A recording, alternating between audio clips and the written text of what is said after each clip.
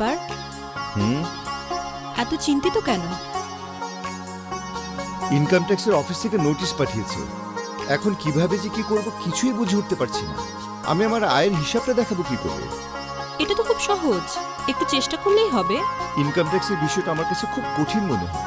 নিজে নিজে চেষ্টা করেছেন কখনো? বললাম তো, এই পুরো বিষয়টা আমার কাছে খুব কঠিন মনে হয়। আপনি এত বড় একজন ডাক্তার, এত কিছু বোঝেন আর এই সিম্পল জিনিসটা বুঝতে পারছেন না।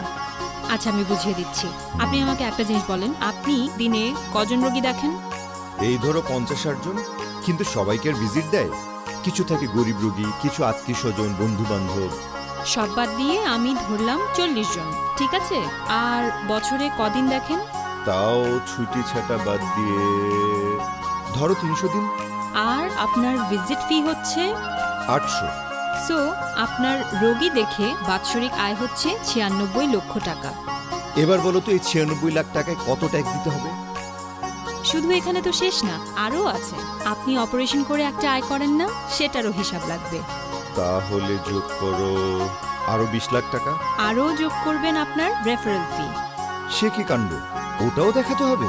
হ্যাঁ, আপনি বিভিন্ন ডায়াগনস্টিক সেন্টারে রেফার করেন না, সেখান থেকেও তো একটা আয় হয়। হ্যাঁ, সব আয় দেখাতে হবে। মনে রাখবেন, আপনার আর আমার আয় কখনো লুকানো সম্ভব না। সবাই জানে আমরা কিভাবে আয় করি। তাহলে যোগ করে আরো 10 লাখ। চেম্বারের জন্য কিছু খরচ বাদ যাবে না? চেম্বারের খরচ আপনি পাবেন কেন? চেম্বার তো আপনাকে হাসপাতাল কর্তৃপক্ষ দেয়। চেম্বার করতে যদি আপনার খরচ থাকতো তাহলে আপনি সেটা পেতেন। আরও একটা জিনিস তো যোগই করিনি। আরো কি রইলো? ব্যাংকের ইন্টারেস্টের হিসাব আছে না? ব্যাংকের ইন্টারেস্টও দেখাতে হবে? জি, এটাও যোগ করতে হবে। বলে ফেলেন।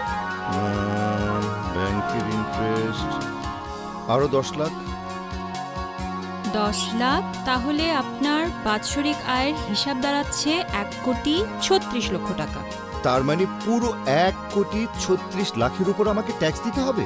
পুরো 1,36 লক্ষ টাকা আয়ের উপর হিসেব করে ট্যাক্স দিতে হবে। তুমি খুব সহজ আর সুন্দরভাবে আমাকে পুরো ব্যাপারটা বুঝিয়ে দিলে। তোমার কাছ থেকে বোঝার পর অনেক চিন্তামুক্ত লাগছে। এবারে সঠিক আয় দেখে রিটার্ন জমা দিয়ে দেব। খুব ভালো, থ্যাংক ইউ। রাষ্ট্রের সকল ক্ষেত্রে রাজস্ব বান্ধব সংস্কৃতি প্রতিষ্ঠিত হচ্ছে। সকলে দেশকে ভালোবেসে কর দিচ্ছেন।